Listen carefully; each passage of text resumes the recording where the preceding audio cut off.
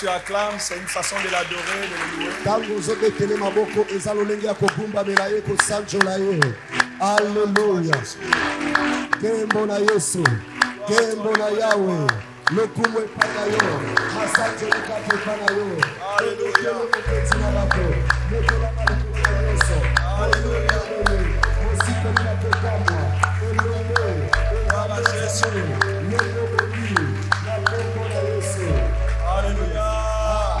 Nous allons dire à Dieu, nous voulons être dans ta présence pendant 4 jours. Voilà pourquoi nous nous présentons tels que nous sommes. Purifie-nous, Seigneur. Nous voulons bénéficier de toutes les grâces, de toutes les faveurs que tu nous as réservées pour cette montagne.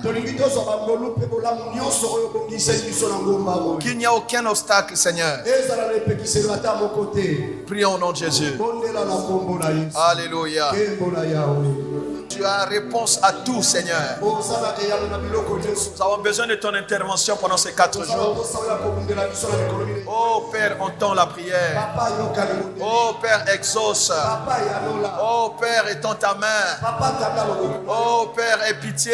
Oh Père, demandons ta compassion. Il suffira que, Seigneur, ton peuple se présente seulement. Seigneur, je prie que tu acceptes notre présence devant toi. Ouvre-nous l'accès, Seigneur, de ta présence. Seuls nous ne pouvons rien faire. Nous t'apportons les dossiers difficiles du point de vue des hommes. Mais nous savons que rien n'est impossible à toi, Seigneur. Père, agis pendant ces 4 jours. Car nous venons dans le nom de Jésus-Christ. Père, réponds pendant ces 4 jours. Car nous t'invoquons au nom de Jésus-Christ de Nazareth. Oh Père, ne rejette pas ton peuple. Père, ne détourne pas de nous ton regard. Père, ne repousse pas ton peuple. Nous n'avons que toi, Seigneur. Réponds-nous à ta montagne. Car tu pourvois sur ta montagne. Ta montagne est notre espoir et notre salut. Nous voulons être rassasiés, Seigneur, du bonheur de ta présence sur la sainte montagne. Jésus, réponds-nous, Seigneur. Je bénis ces 4 jours. Je bénis mes bien-aimés, tous ceux qui viennent à ce programme. Seigneur Jésus, quel que soit le problème, quel que soit le défi, quelle que soit l'ampleur de la situation, Père, étends ta puissante main. Père, réponds du haut des cieux. Père, manifeste-nous ta gloire et ta puissance. Nous savons que tu es là. Jésus, réponds-nous, Seigneur. Au nom de Jésus. Alléluia. Alléluia. Alléluia. Bien-aimé, tu prends ton problème, tu le poses sur la table du Seigneur. Tu dis pendant ces 4 jours, déjà dès le premier jour, je te dis mon problème. Je te présente mon problème. Alléluia. Sur la montagne, on présente à Dieu les dossiers difficiles. On ne présente pas à Dieu ce que les hommes peuvent faire. On lui remet des dossiers impossibles. Est-ce que tu as un dossier difficile? Pose-le sur la table du Seigneur. Que sa main intervienne. Que sa main tranche. Que sa main donne la solution. Les hommes ont parlé. Que lui il parle. Qu'on voit la trace de sa main. Que lui il signe. Tu n'as pas un dossier?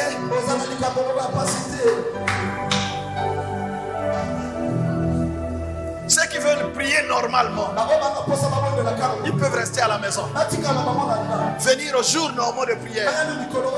Mais ceux qui ont un dossier à présenter à Dieu, qui veulent voir les situations changer, qui veulent voir la chose bouger, ceux-là, ils montent sur la montagne pour avoir la vitesse, pour précipiter l'intervention de Dieu. Si tu as un problème comme moi, tu ne peux pas te taire. Tu parleras à Dieu. Tu peux parler pour tes enfants. Tu peux parler pour ta famille. Ne néglige pas ce dossier-là. Le diable, il commence comme ça. Après, ça deviendra impossible. Présente ce dossier à Dieu. Arrête le diable dès maintenant. J'entends quelqu'un qui prie. Hé, Jésus. Ne néglige pas. C'est un signe qui doit attirer ton attention.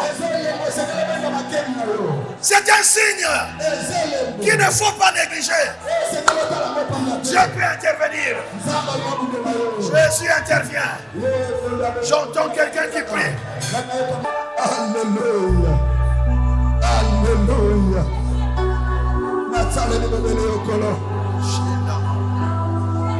Jésus. Silisanga moyo na kombo na Yesu. Alléluia. Alléluia. Alléluia. Mokota ye pana yo atikala ne mwana. Na momo papa na ye. Atikala moye. Jésus. Jésus. Jésus.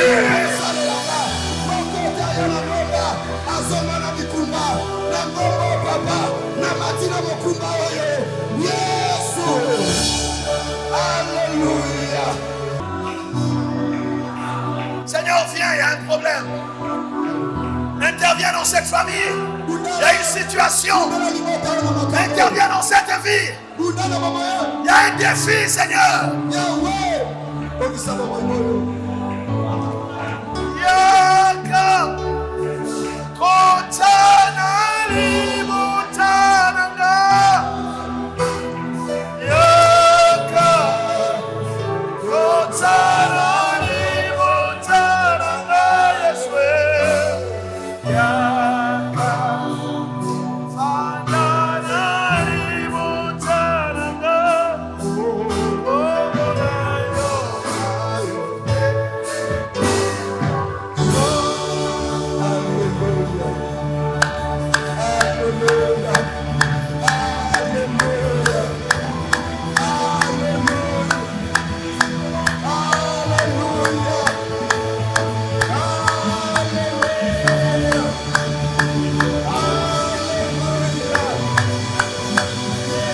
Je vous prie de vous lever. La montagne de prière, bien-aimé,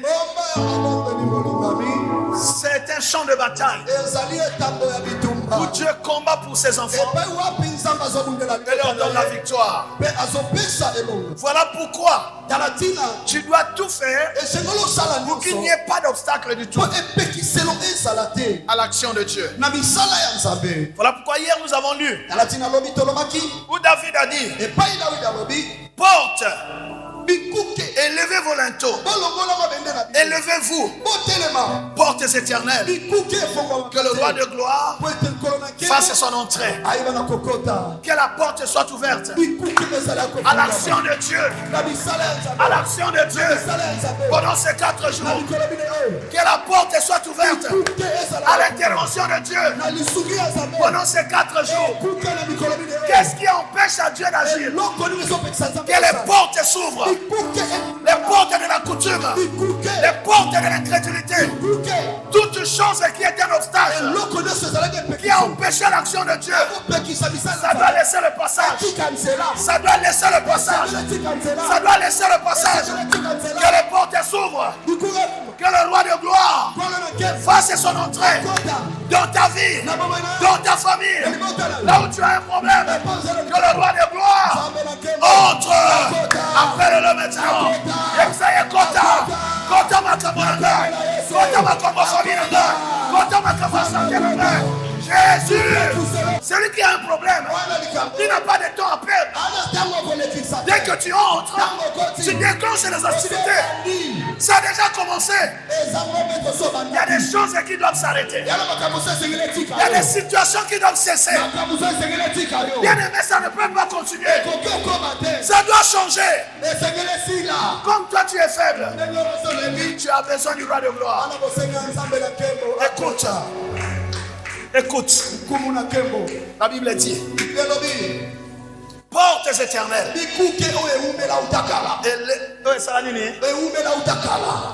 Est-ce que vous comprenez ce que Amen. il y a des situations où il y a des situations qui se sont enracinées dans ta famille. Alléluia. Il y a des poteaux qu'ils ont établis depuis longtemps. Toute la famille est en train de souffrir ces mêmes choses. Il y a des lois qu'ils ont établies de génération en génération. Il y a des décrets qu'ils ont pris depuis longtemps, qui s'accomplissent, qui s'abattent sur les innocents. Il y a des lettres qu'ils ont écrites, des ordonnances anciennes, des décrets anciens. Tu ne fais que subir ça. Qu'est-ce que tu as fait? Comme tu as donné ta vie à Jésus, il est temps que lui intervienne.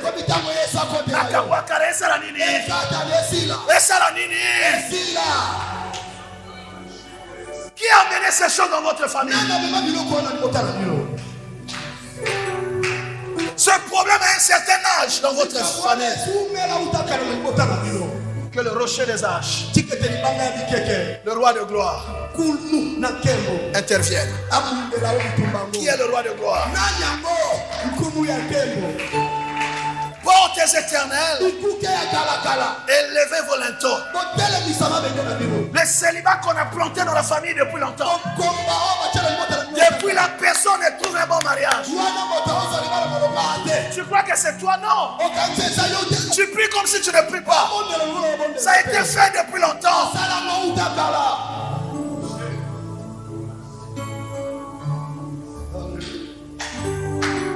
Ce blocage qui est là, les gens étudient, personne ne réussit, personne ne trouve un bon emploi. Il y a des limites anciennes qu'on a déjà placées. Et on a interdit à quiconque de les franchir. Mais pendant cette montagne, le roi de gloire, il va entrer. Et c'est à quelqu'un qui entend cela. Amen. Oh Jésus, que le roi de gloire fasse son entrée. Quand tu examines ce problème, tu dis ça c'est pas normal. J'ai quand même fait des efforts. J'ai fait ce qu'une femme doit faire. J'ai fait ce qu'un homme doit faire. Ça c'est pas normal. Roi de gloire, fais ton entrée dans cette situation. Alléluia. Écoute maintenant. Peut-être que tu n'as pas vraiment idée de qui tu es en train d'inviter. Ça dit pendant ces 4 jours, il faut acquitter un terrain. Amen. Yes.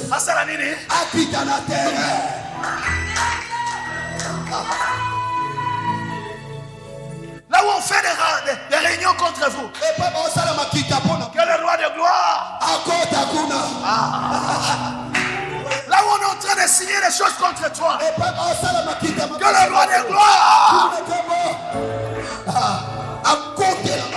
Qui est-il le roi de gloire?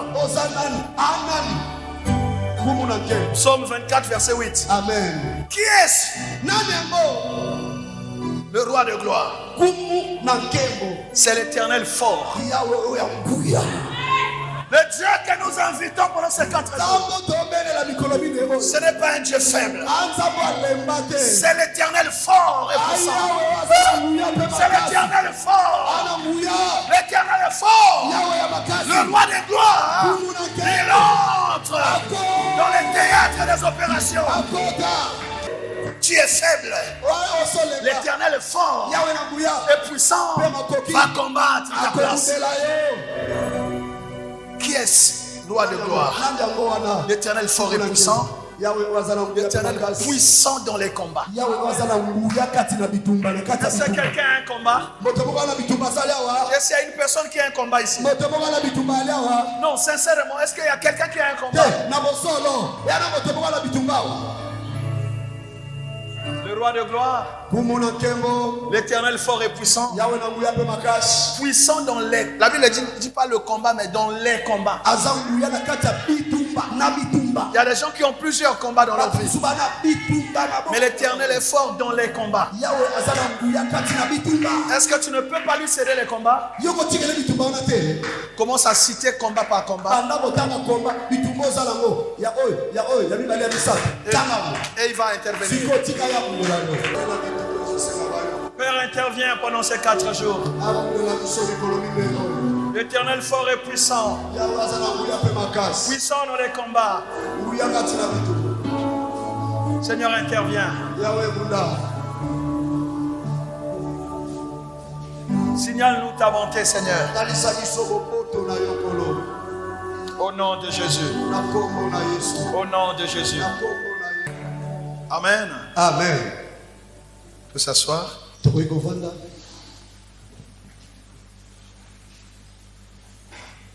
Que toute la gloire revienne à Dieu.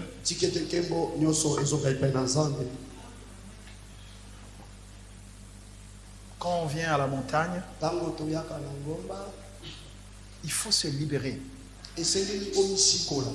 Parle à Dieu avec liberté. La montagne, c'est pas où on vient faire des formules de prière. Il n'y a pas de formule. Tu parles à Dieu. On étale son cœur devant Dieu. Tu dis à Dieu la vérité de ton cœur. C'est le lieu où tout peut se dire à Dieu. Il est le Dieu d'amour. Amen. Amen. Et si quelqu'un entend cela, dit Amen. Amen. Voilà, bien-aimé. Pendant ces 4 jours, ici, c'est le Dieu fort et puissant. Puissant dans les combats. Tu as un combat difficile, donne-le lui.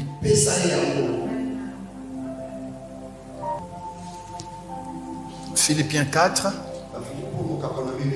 verset 8. Je lis au nom de Jésus.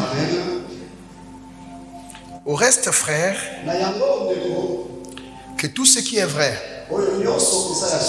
tout ce qui est honorable, tout ce qui est juste, tout ce qui est pur, tout ce qui est aimable, tout ce qui mérite l'approbation, ce qui est vertueux et digne de louange, soit l'objet de vos pensées. Parole du Seigneur. On acclame.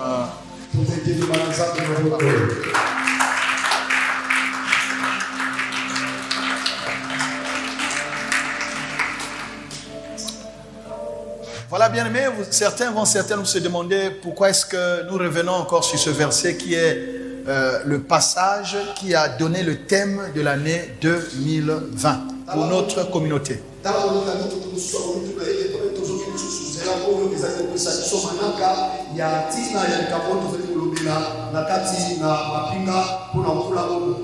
C'est vrai que nous l'avons abordé à notre nuit de prière du 31 décembre au 1er janvier.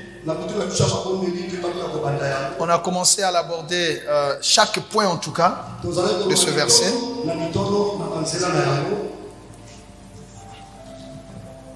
Il y a plein de choses qui sont énumérées. Ce qui est vrai, ce qui est honorable, ce qui est juste, ce qui est pur, ce qui est aimable, ce qui mérite l'approbation, ce qui est vertueux et digne de louange. Donc environ 7 à 8 choses qu'on nous demande.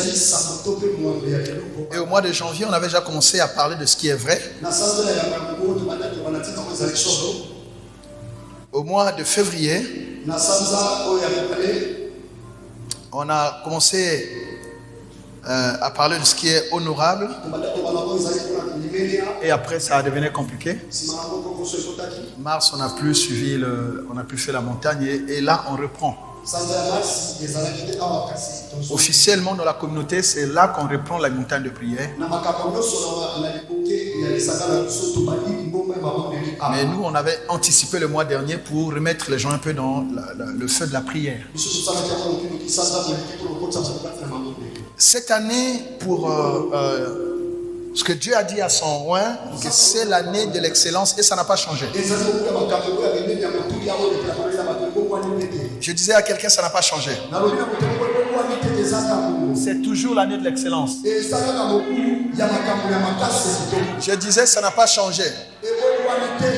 Je ne sais pas ce que tu as vécu, ce que tu as rencontré, mais Dieu n'a pas changé ce qu'il a dit. 2020, vouloir ou non, reste l'année de l'excellence. Nous le proclamons sur nos vies, nous le proclamons sur nos familles, nous le proclamons pour notre église. 2020 reste l'année de l'excellence. Yako longolezate, Yako bakse malamu oui, mais amabe ezate. Nanga lobi amen. Maintenant, quand nous lisons, nous allons comprendre en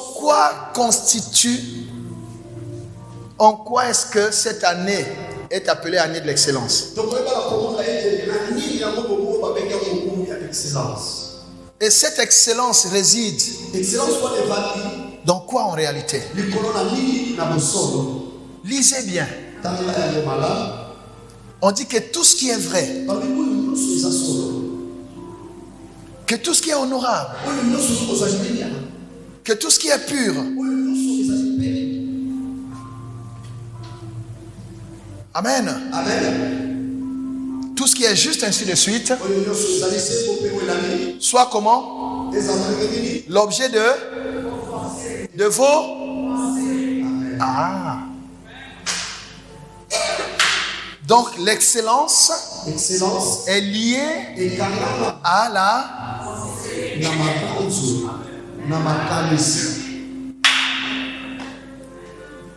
La Bible dit, l'homme est ce que sont ses pensées.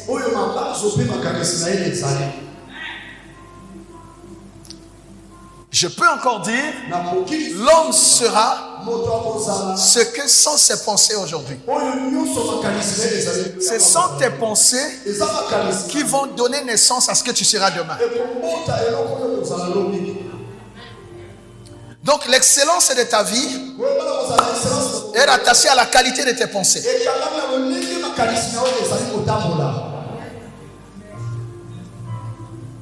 Est-ce que Dieu parle à quelqu'un? Amen. Je repose ces jalons pour que nous comprenions que l'excellence que nous recherchons, la victoire, la gloire, tout ça, c'est légitime. Mais attention, la base, c'est d'abord la qualité de nos pensées. Ce que tu penses, c'est ce que tu seras.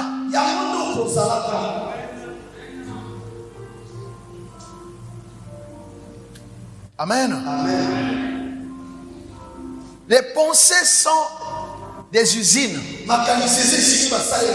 qui créent des grands ou des petits, des forts ou des faibles, des riches ou des pauvres. Les pensées sont des laboratoires. J'attire ton attention, ma soeur, mon frère. Tu seras ce que sont tes pensées.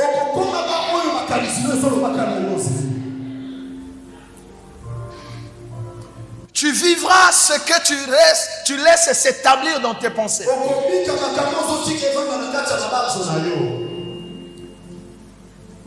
Donc s'il faut ouvrir les yeux, il faut ouvrir les yeux de l'esprit pour commencer à examiner tes pensées. Quelles sont les pensées qui t'habitent?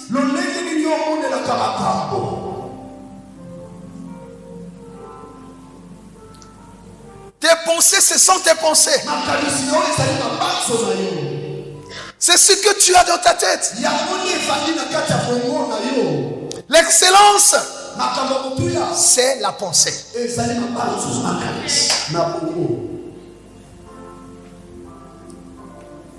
Les pensées reflètent aussi les rêves.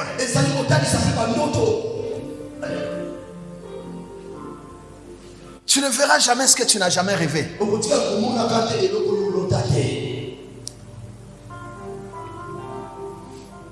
Quels sont les rêves que tu traînes dans ta tête? Parce que les rêves nourrissent nos pensées en fait. Tu as un rêve et tu conçois des pensées. Comment arriver à ce rêve-là? Quels sont tes rêves qui déterminent tes pensées?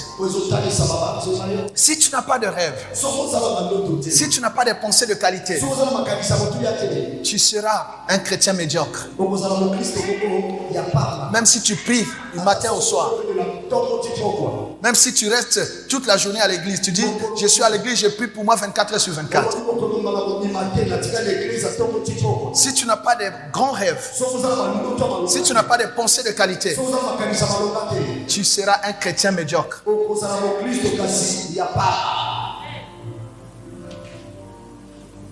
Amen. Amen. Alléluia. Amen. La qualité de tes pensées. Donc s'il y a un effort à faire, je reviens sur cela, que chacun commence à veiller sur ses pensées. Et le Seigneur ici, par l'apôtre Paul, nous donne cette révélation que l'excellence dans la vie d'un chrétien dépend de la qualité de ses pensées. Et pour vivre cette excellence, le Seigneur nous dit que tout ce qui est vrai, dont il n'y a pas de fraude, amen. Amen. Tout ce qui est vrai, il n'y a pas de fausseté, ça doit faire l'objet de tes pensées. De tes pensées déjà. Pas ce que tu fais, mais tes pensées. Parce que tu fais ce que tes pensées te dictent de faire. Donc si on corrige seulement les actions, on n'a rien fait. La source, ce sont les pensées. Donc il faut agir au niveau de la pensée. Et le diable, comprenant cela, il agit au niveau de la pensée. Comment? Il nous influence. Il influence notre pensée, soit avec la peur, soit avec des pensées souillées, pour nous empêcher de retrouver la voie de notre destinée. Le diable exerce l'oppression. Alléluia. Parce qu'il sait que s'il réussit à t'injecter de mauvaises pensées, tu commenceras à agir suivant ces pensées-là. Voilà pourquoi, bien-aimé, un chrétien doit rester connecté à Dieu par le Saint-Esprit afin de toujours avoir des pensées pures. Des pensées qui obéissent à la volonté de Dieu, qui se conforment à la parole de Dieu, pour que dans ta vie, seuls les desseins de Dieu s'accomplissent, le rêve de Dieu pour ta vie se réalise. Le projet que Dieu a fait sur toi, que ce projet seul s'accomplisse. Mais si tes pensées sont corrompues, si le diable arrive à t'injecter des choses, bien-aimé, tu ne pourras pas vivre exactement ce que Dieu a préparé pour toi. Que chacun apprenne à protéger ses pensées. Que ce qui est vrai soit l'objet de tes pensées. Est-ce que Dieu parle à quelqu'un? Amen. Ce qui est honorable, c'est-à-dire ne fais pas des choses. C'est pas parce que tu n'as pas encore fait que ça n'existe pas, non. Quand déjà c'est dans ta pensée, dans le monde spirituel ça existe. Donc si tu as des pensées, des choses qui ne sont pas honorables, des pensées minables, des pensées sales, tu es sale. Spirituellement, tu es déjà sale. Donc déjà dans tes pensées, tu dois penser ce qui est honorable, ce qui est digne. Et c'est ça ton identité spirituelle. Mais sinon tu peux prier toute ta vie. Mais Dieu et même le diable vont te considérer suivant tes pensées. Le monde peut se tromper et te voir par rapport à tes actes. Mais ce que tu es vraiment, c'est ce que sont tes pensées. Ce qui est honorable doit faire l'objet de tes pensées.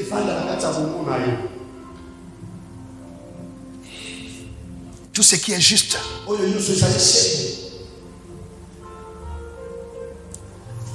Et c'est le thème de cette montagne ici.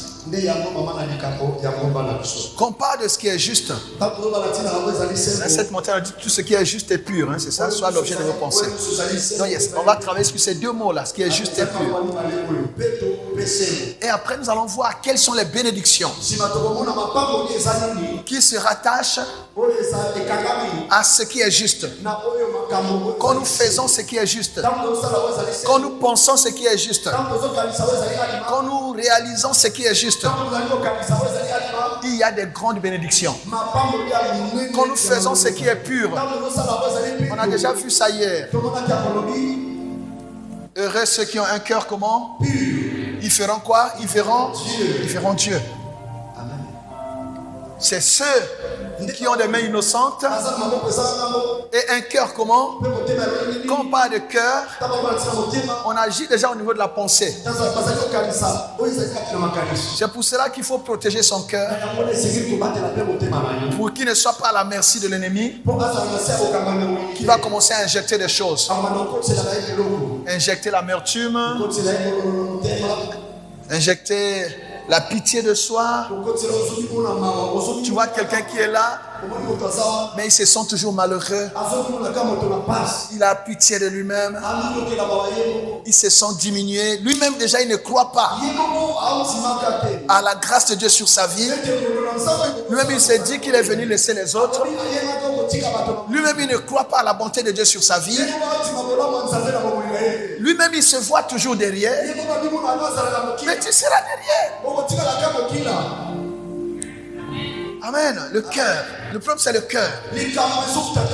Et qui nourrit les pensées. Que tout ce qui est juste. Quand on parle de ce qui est juste, on parle de l'équité. Ce qui est équité, ce qui est droit. Amen. Ce qui est juste. Il n'y a pas de fraude.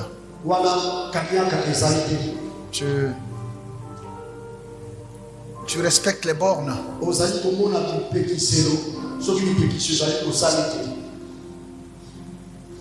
Nous verrons cela pendant la montagne. On sera bénis. Ce qui est juste. Il y a des grandes bénédictions dans la justice. Dans la justice. La Bible dit d'ailleurs, la justice élève une nation. Ça peut se rapporter à tout. La nation, c'est un ensemble, c'est un mot. Donc quand on parle de nation, on voit les hommes. Avant d'élever une nation, la justice élève une famille. La justice élève une vie.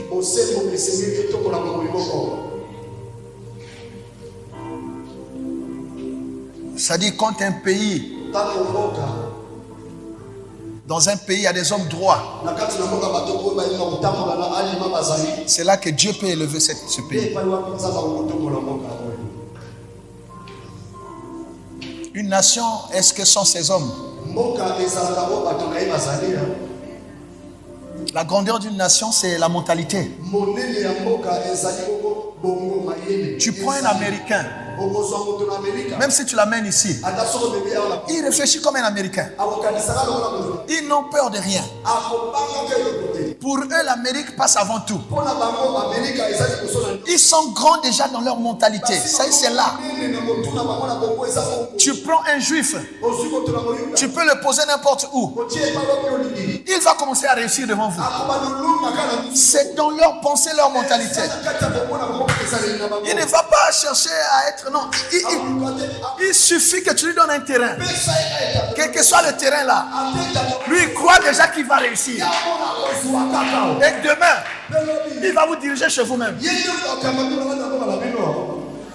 C'est en eux. Les gens sont riches dans leur mentalité avant de le devenir physiquement. Les gens sont aussi pauvres dans leur mentalité avant de le manifester physiquement. Attention à la pensée. Si tu n'as jamais rêvé grand, tu ne deviendras jamais grand. Est-ce que Dieu parle à quelqu'un? Amen. Moi, ça m'étonne parfois quand je demande aux jeunes gens qui sont à l'université, qu'est-ce que tu veux faire? Je ne sais pas. Je prendrai ce qui va se présenter. Quoi?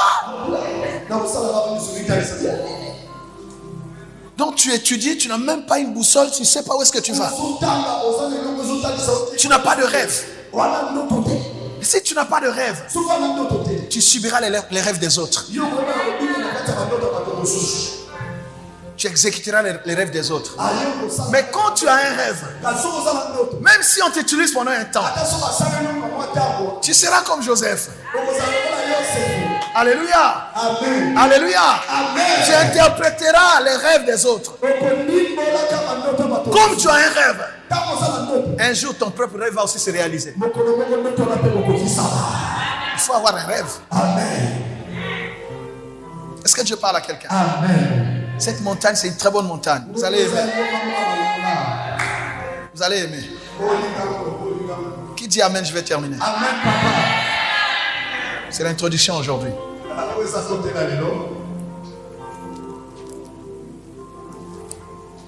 Même dans la relation avec Dieu, ne prie pas pour prier.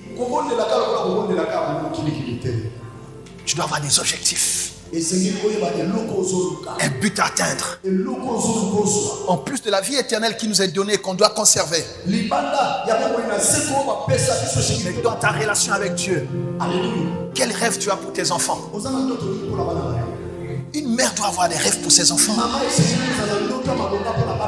Tu peux enfanter des grands suivant tes pensées pour tes enfants. Si vous voulez connaître une mère irresponsable,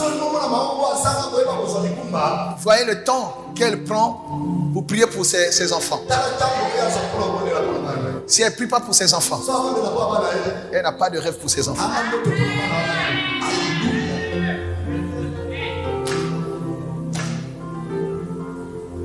Est-ce que Dieu parle à quelqu'un? Tout est question de rêve. Le rêve, c'est comme un plan qu'un architecte a fait. Le plan est là. Le plan précède les ressources. On n'attend pas d'avoir des ressources pour faire un plan. C'est quand tu as le plan, tu as la vision, tu rêves. C'est-à-dire quand tu marches, tu as un immeuble qui est déjà debout dans tes pensées. Je vous dis, tu peux... Vous savez, la Bible dit quoi? Tes promesses me donnent la vie. Les promesses, ce sont des rêves. Tu n'as rien aujourd'hui, mais parce que tu as des belles promesses, tu refuses de mourir. C'est-à-dire, même quand tu n'as pas faim, c'est-à-dire pour toi c'est accessoire. Parce que tu as un rêve. Tu sais que ça passera à la famille. Tu as un rêve. Et c'est ce rêve-là qui te maintient en vie. Une personne qui cesse, qui arrête de rêver.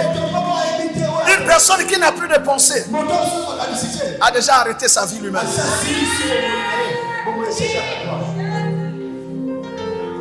Est-ce que Dieu est en train de parler à quelqu'un? Tout est question de...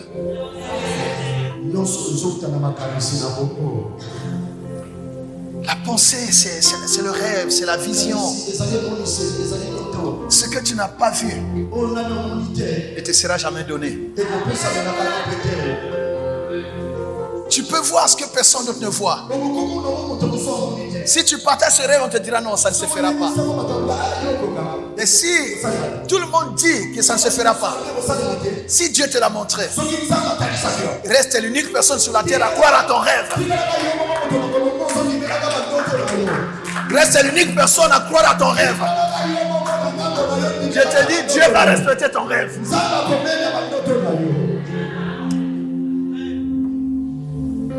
N'abandonne pas.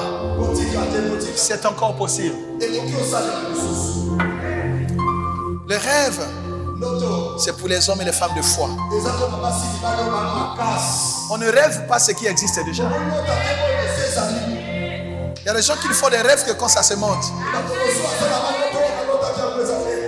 Les prophètes qui prophétisent, il a déjà l'information. Dieu m'a montré. Est-ce que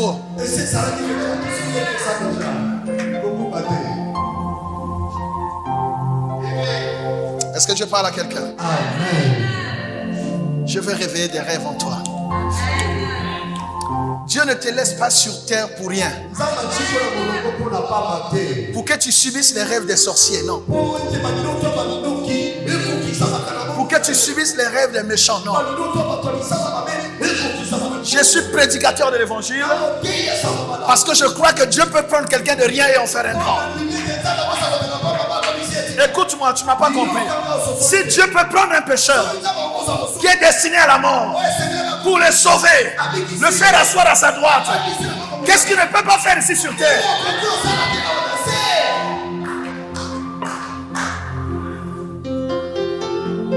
Je ne vois pas ce que tout le monde voit en toi. Je vois les possibilités de Dieu. Je vois que tout peut changer dans ta vie. Je crois qu'il y a un jour que Dieu a préparé pour que ta vie bascule à quelque chose de grand. Je le crois, voilà pourquoi je prêche. Quand je prêche, je suis en train d'agir sur tes pensées pour que tu crois à la destinée que Dieu t'a donnée. Que tu ne subisses pas la volonté des méchants sur ta vie. Ta vie ne restera pas telle qu'elle est. Dieu a un projet sur toi. Dieu a une pensée sur toi.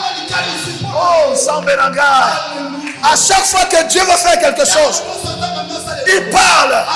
Il parle quoi? Ce qu'il pense.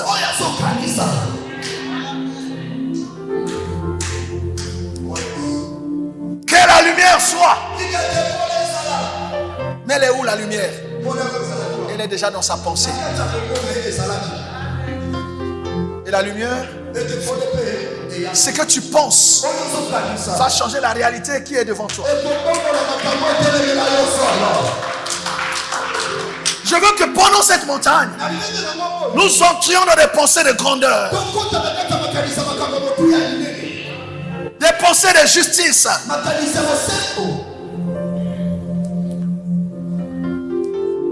Non, je vais réveiller un lion qui s'est peut-être perdu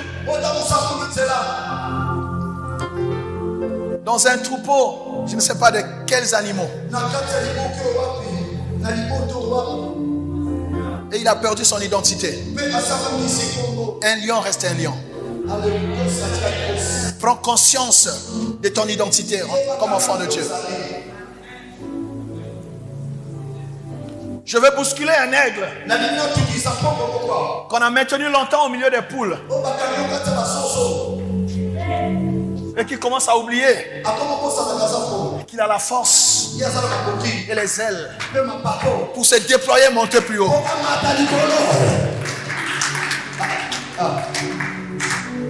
Est-ce que Dieu parle à quelqu'un? Pendant cette montagne, le Saint-Esprit va te débloquer. Il y a des gens, dont le diable a bloqué les pensées.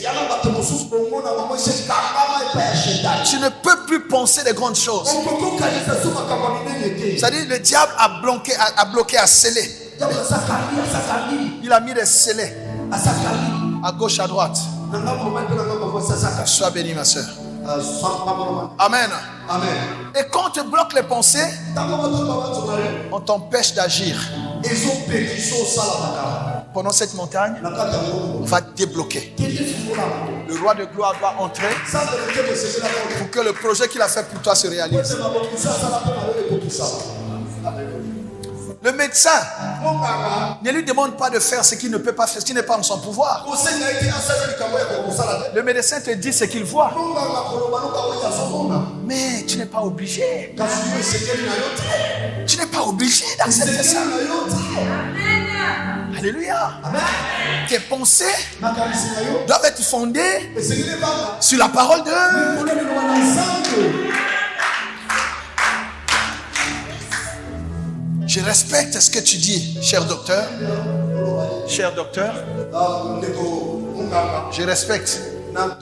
Je ne peux pas mépriser tes longues années d'études parce que c'est l'un des domaines où on étudie longtemps. Donc il faut les respecter, les médecins. Il faut les respecter. On n'est pas contre la médecine. Et la Bible n'interdit pas la médecine. Maintenant, un homme de foi, au-delà de ce que le médecin a vu, lui, ses pensées sont sur ce que Dieu a dit. Et ce sont tes pensées qui sont sur ce que Dieu a dit qui vont faire sortir cela et en faire une réalité, une vérité dans ta vie. Est-ce qu'il y a quelqu'un qui entend cela? Amen. Amen. Un jour, cette maman-là va témoigner, la maman qui parle. Elle va vous témoigner quelque chose. Tu es grand. Il y a ce que le médecin dit. Mais l'homme de Dieu peut parler sur ta vie.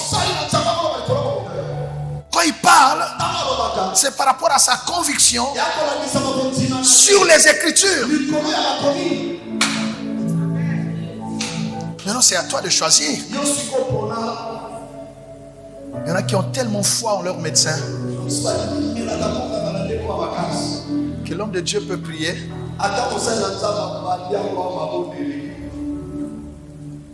Donc, assis ça quoi?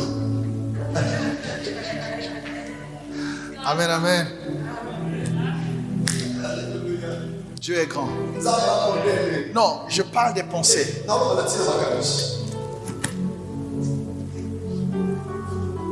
Ne permets pas à quiconque de te faire subir ces mauvaises pensées.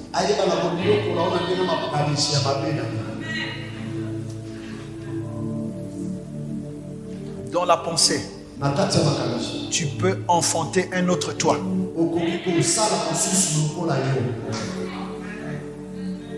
Change tes pensées.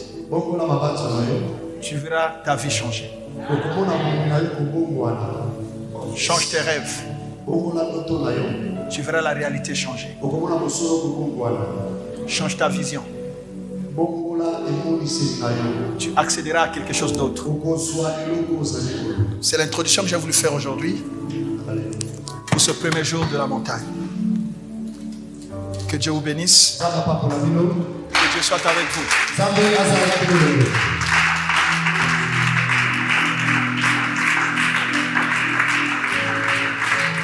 Lève-toi pendant 2 minutes. 2 minutes seulement. Lève-toi. Tu vas prier. Montre-moi ta main. Ta main droite. Je bénis ta main. Joins ta main. Je mets de l'huile sur ta main. L'huile du Saint-Esprit. Qu'il y ait une onction surnaturelle sur ta main. Quand je le dis, je le crois vraiment. Je ne prie pas pour prier. Quand je le déclare, je le crois. Je crois qu'il y a un transfert qui se fait. Parce que c'est l'esprit qui me donne cette pensée. C'est que je reçois quelque chose dans mon esprit et que je suis en train de vous transférer. Je dis, je bénis votre main. Qu'une onction surnaturelle vienne sur votre main. Et avec cette main, vous pouvez prier sur quelqu'un. Il sera guéri. Vous pourrez toucher votre propre corps. S'il y avait une maladie, elle va partir. Je bénis votre main. Recevez l'onction de Dieu. Recevez l'onction de Dieu. Recevez l'onction de Dieu. Recevez l'onction de Dieu. Au nom de Jésus. Recevez l'onction de Dieu. Tu n'es pas sur terre pour subir l'action des autres. Au nom de Jésus, je bénis ta main droite, la main de ta force, la main de ta vigueur. Au nom de Jésus, reçois cette onction. Maintenant, tu prends ta propre main, tu poses sur ta tête et tu bénis ta tête. Tu bénis tes pensées. Appelle les pensées honorables. Appelle les pensées de grandeur. Appelle les pensées de qualité. Bénis tes pensées maintenant. Au nom de Jésus, parle. Ta main ointe. Parle, ma soeur, mon frère. Jésus. Chandama. Je bénis ma tête. Les pensées de qualité. Au nom de Jésus. Les pensées de grandeur. Au nom de Jésus. Au nom de Jésus. Au nom de Jésus. Je débloque mes pensées. Au nom de Jésus. Au nom de Jésus. Au nom de Jésus. Au nom de Jésus. Que tout ce qui est vrai soit l'objet de mes pensées. Tout ce qui est honorable, l'objet de mes pensées. Tout ce qui est juste, l'objet de mes pensées. Tout ce qui est grand, l'objet de mes pensées. Au nom de Jésus, personne ne me bloquera. Personne ne me bloquera. Personne ne volera mes rêves. Au nom de Jésus. Fais descendre ta main. Il y a une chose. Quand le diable veut détruire quelqu'un, il vole ou étouffe ses rêves. Quand tu dors la nuit, tu oublies tes rêves, le diable est en train d'attaquer ta destinée. Tu vas prier maintenant contre les forces qui viennent voler tes rêves et tes visions. Ce qui fait que même quand tu as une bonne pensée, tu oublies. Tu as un bon projet, tu oublies. Tu vas récupérer tes grands rêves. Tu vas récupérer ta grande vision. La vision de ta destinée. Commence à prier au nom de Jésus. Au nom de Jésus, je combats tout esprit qui vole mes rêves, qui vole mes projets, qui vole ma vision, qui combat ma destinée. Au nom de Jésus, au nom de Jésus, au nom de Jésus, je récupère mes visions. Au nom de Jésus, au nom de